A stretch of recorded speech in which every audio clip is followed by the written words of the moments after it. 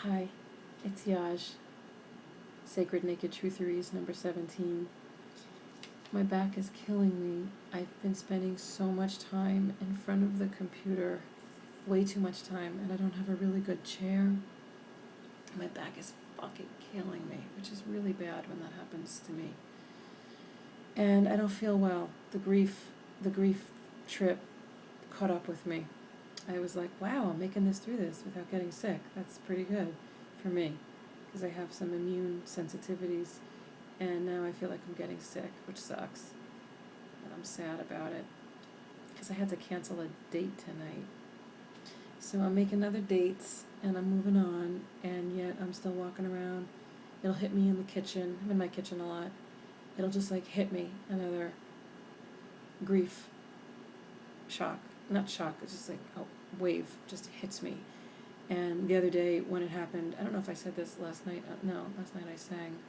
But like I said out loud through my tears, I'm willing to feel this. I'm willing to feel this. I'm willing to feel this. You know, just anything to stay open to whatever feelings life is bringing you. And, you know, that's the difference of not getting stuck. Having stuck grief. You know, stuck grief is underneath most anger, chronic resentment, problems, anxiety, depression. Depression isn't grief. Depression is stuck feelings, nothing, numbness, blank, yuck. So I walked around, I'm willing to feel this, I'm willing to feel this, I'm willing to feel this, just I'm willing to feel it. And then it passes. And I'm just keep learning so much about grief and about love, and they go together really well, like peanut butter and chocolate. God, I'm just learning so much about grief and about love. And today, a thought popped into my head of a therapist I once had. I mean, I had like 13 therapists, literally.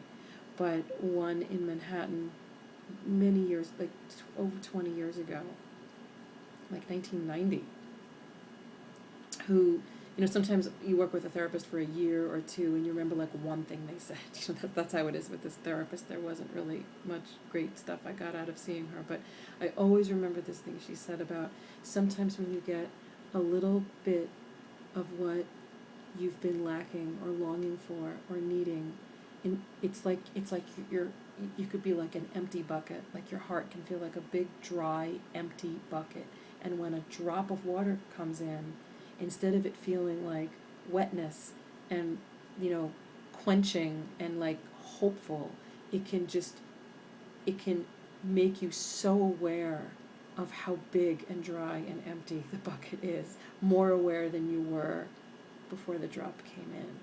So I know that sounds kind of bleak, but this whole thing about me, you know, experiencing love with this person that I had 3 dates with is like, it made me so aware of how vast and expansive and open and such tremendous, enormous, like, you know, it felt like, you know, infinite capacity that I had to let love energy flow through me, and how much I want that with someone who can meet me there and who feels that openness with me, that the love energy can come through and we can tap into that bliss together.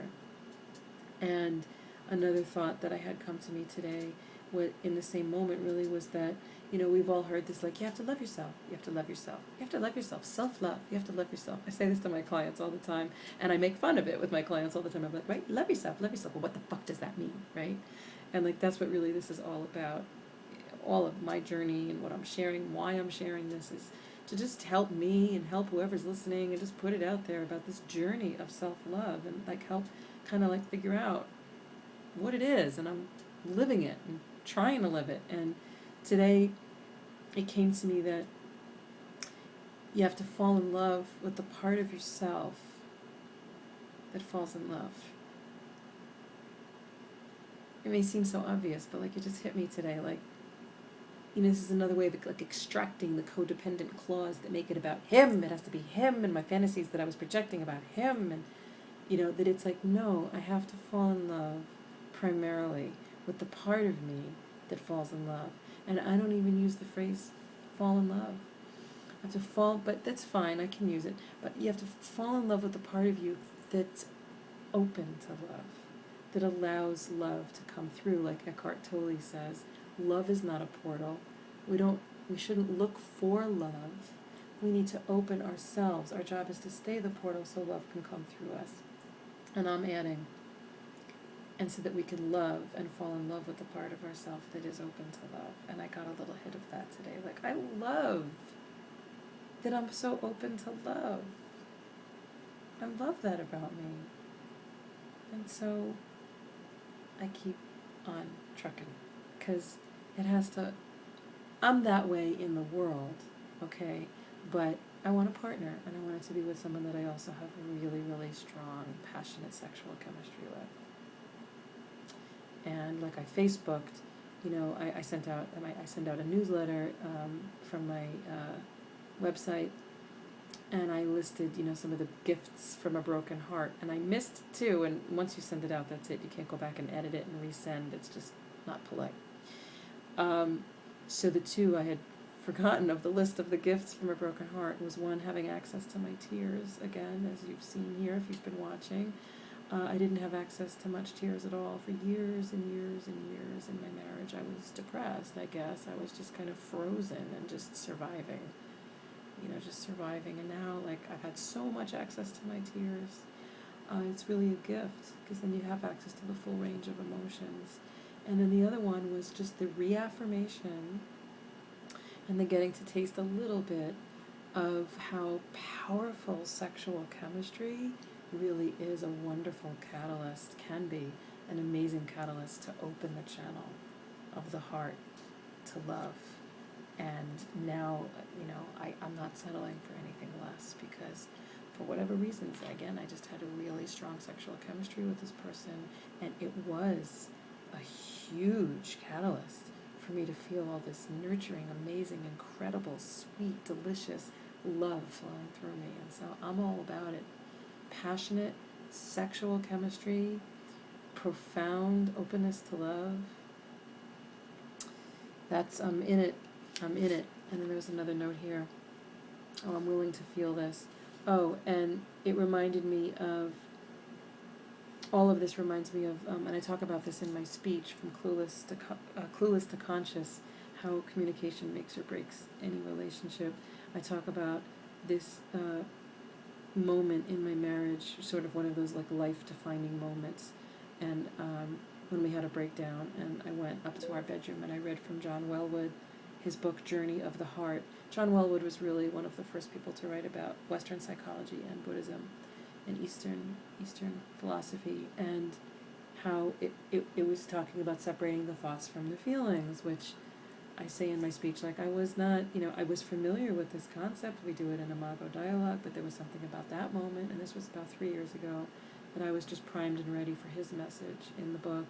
And that's what this feels like, the extricating. It's like the thoughts of, oh, it's him, and the images of a particular person in a particular scenario, and we get attached to that, as opposed to just the feelings of, I'm in love with this part of myself, and I'm so grateful that I'm able to love like this, and I'm getting excited, like my life is opening up even more. I mean, even just through Facebook, I'm having people say, I love you, you know, like as I get clearer and clearer about, I'm about love, I'm about attracting great love and finding great love.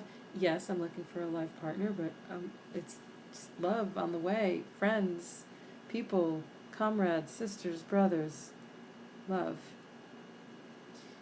That's all for tonight. Oh wait, and I wrote an article. I haven't mentioned Body Painting Day in all of these little videos I've been doing. I've just been all about my grief. But I was a model, a nude model, in New York City Body Painting Day, which is created and organized by Andy Golub, local Nyack artist, body painter, and it was incredible. And go to my Facebook page or go to New York City Body Painting Day and learn about it. And I wrote an article about my experience on the double-decker bus ride, the 2-hour double-decker bus ride that went all through New York City with 100, I guess 50 in each bus, nude painted models, and seeing the face of humanity and everyone's reactions to us. I was so moved by my experience watching people's reactions to us as we're like, woo, you know, inviting people to join us in the joy, and some people joining us and some people not joining us.